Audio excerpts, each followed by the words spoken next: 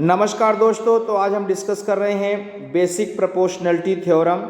इसी को Thales theorem भी कहते हैं। Class 10th NCERT math chapter 6 triangle. आपका हमारे YouTube channel doctor BN Mishra में स्वागत है। दोस्तों, आप पहले इसको एक कॉपी में नोट कर लीजिएगा, फिर इसको आप समझिएगा तो आपको समझ में अच्छे से आएगा।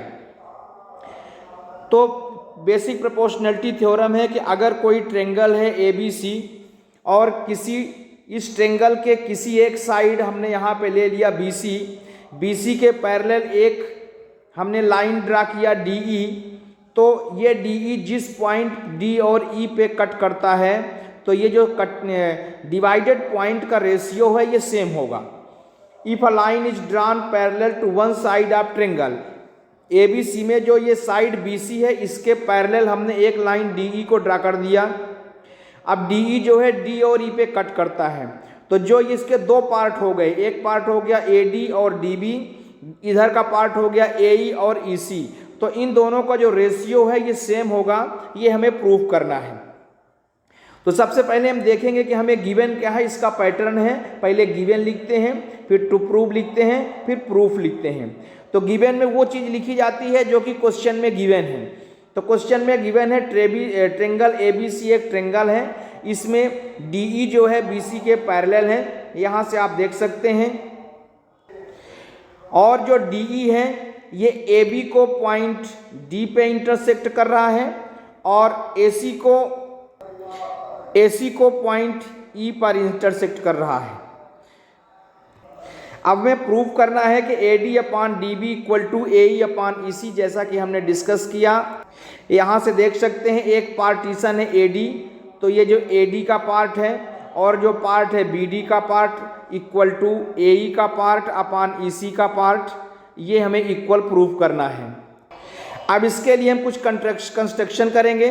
क्या AC में हम एक परपेंडिकुलर ड्रा करेंगे DM और AB में परपेंडिकुलर ड्रा करेंगे AB, B को E से और C को D से हम ज्वाइन कर देंगे, जैसा कि डायग्राम में देख सकते हैं। यहाँ पे डायग्राम से देखिए, यहाँ पे EN जो है AC पे परपेंडिकुलर है। दोस्तों, जो EN है ना, ये AB पर भी परपेंडिकुलर है, AB पे परपेंडिकुलर है। EN जो है AB पर भी परपेंडिकुलर माना जाएगा और AD पर भी परपेंडिकुलर माना जाएगा। इसी तरह से जो ये DM है ये AE पर भी परपेंडिकुलर होगा और AC पर भी परपेंडिकुलर होगा। उसका रीजन ये है कि AE और AC एक ही लाइन है, सिर्फ E से C तक एक्सटेंड कर दिया गया है। इसी तरह से AD और AB भी एक ही लाइन है, सिर्फ D को B तक एक्सटेंड कर दिया गया है। इसलिए जो EN है वो AD पर भी परपेंडिकुलर होगा और EN AB पर भी परपेंडिकुलर होगा। इसी तरह से जो DM है वह AE पर भी परपेंडिकुलर होगा और AC पर भी परपेंडिकुलर होगा, जैसा कि हमने कंस्ट्रक्शन में देखा है। फिर हमने क्या किया है, B को E से ज्वाइन कर दिया है और इधर C को D से ज्वाइन कर दिया है। तो ये हो गया इसका कंस्ट्रक्शन वाला पार्ट। अब प्रूफ में हम क्या करेंगे, एक ट्रेंगल लेंगे ADE और दूसरा ट्रेंगल लेंगे BDE। तो हम सबसे पहले ADE का एरिया निकालेंगे। तो एरिया का फार्मूला होता है half into base into height. ADE में बेस हो जाएगा AD और हाइट हो जाएगा आपका EN। यहाँ डायग्राम में देख सकते हैं, एक बार हम ले रहे हैं ट्रेंगल ABE, तो इसमें जब बेस बनेगा AD तो आपका हाइट हो जाएगा आपका EN। इसी तरह से जब दूसरा ट्रेंगल लेंगे हम BDE, तो इसमें बेस बनेगा आपका BD बेस बनेगा, लेकिन जो इसका हाइट है EN ही रहेगा, क्योंकि AD पर भी हाइट होगा वही और AB पर भी वही हाइट होगा, DB पर भी वही हाइट होगा, क्योंकि ये एक ही लाइन है। तो इस तरह से half into base into formula में जब बेस लेंगे AD तो हाइट हो जाएगा EN, और जब DEB ट्रेंगल में बेस लेंगे BD तब भी हाइट EN ही रहेगा, क्योंकि लाइन AB AD का एक्सटेंडेड फॉर्म है। इसी तरह से हम नेक्स्ट ट्रेंगल लेंगे जो कि अभी हम एक्सप्लेन कर देते हैं, ADE लेंगे। तो जब हमने बेस लिया AD तो परपेंडिकुलर हुआ आपका EN। अब हम बेस ले लेंगे क्या AE, तो जब हम बेस AE लेंगे तो इसमें परपेंडिकुलर DM माना जाएगा। इसी तरह से जो दूसरा ट्रेंगल होगा वो ये दूसरा ट्रेंगल होगा, कौन सा, DEC। तो जब DEC ट्रेंगल लेंगे तो इसमें हम बेस ले लेंगे EC, जब बेस ईसी लेंगे लेकिन परपेंडिकुलर डीएम ही रहेगा। उसका रीजन ये है क्योंकि एसी और एई दोनों एक ही है, एक्सटेंडेड है, इसलिए जो डीएम है वो एई पर भी परपेंडिकुलर होगा और ईसी पर भी परपेंडिकुलर होगा, जिसको आगे हम देखेंगे। तो यहाँ से हमने ADE का देख लिया area, half into base into height, base हो जाएगा AD और हाइट मतलब परपेंडिकुलर हो जाएगा EN।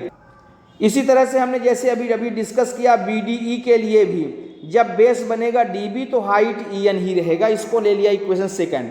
अब इक्वेशन सेकंड को फर्स्ट में हमने डिवाइड कर दिया, तो यहाँ से देख सकते हैं 1/2 से 1/2 EN से EN कैंसिल हो जाएगा, तो आपका बचेगा AD/DB।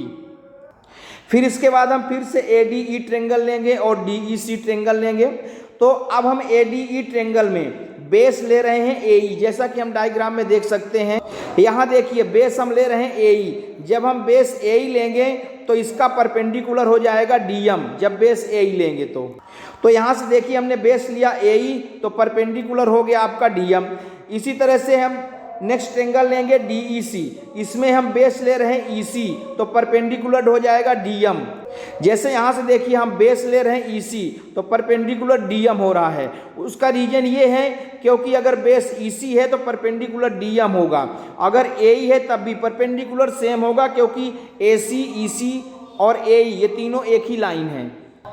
तो इस तरह से हमने DEC का half into base into area से कैलकुलेट किया।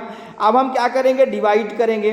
तो जो हम डिवाइड करेंगे, जब डिवाइड करेंगे तो वहाँ से देख सकते हैं 1/2 से 1/2 DM से DM कैंसिल हो जाएगा, तो ये बचेगा आपका AE/EC।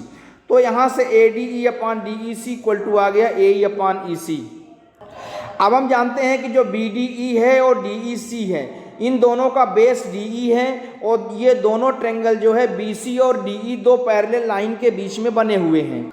यहाँ से देखिए एक ट्रेंगल है DEC, ये ट्रेंगल है आपका DEC और एक ट्रेंगल है आपका DCE। तो आप देख सकते हैं कि इसमें DE दोनों में DE जो है ये बेस है, ये दोनों में बेस कॉमन है। और ये जो दोनों एक ट्रेंगल ये और एक ट्रेंगल ये परपेंडिकुलर है, इन दोनों परपेंडिकुलर लाइन के बीच में बने हुआ है, इसलिए रूल के अकॉर्डिंग इन दोनों का एरिया इक्वल होगा। इसका मतलब BDE का एरिया और CED का एरिया, इन दोनों का एरिया जो है इक्वल होगा। जब इन दोनों का एरिया इक्वल हो जाएगा, यहाँ से हम देख सकते हैं तो इक्वेशन थर्ड और इक्वेशन 6 सेम हो जाएगा, क्योंकि हम BDE की जगह DEC लिख देंगे और ऊपर का जो पार्ट है ट्रेंगल एरिया ADE दोनों में कॉमन है। तो इक्वेशन थर्ड और 6 से हम देखेंगे तो आप देख सकते हैं कि AD/DB इक्वल टू हो जाएगा AE/EC। तो दोस्तों इसको नोट करके आप इसको देख लीजिए। आप हमारे चैनल को सब्सक्राइब करें, लाइक करें, शेयर करें, कोई प्रॉब्लम हो तो कमेंट करें। Thank you.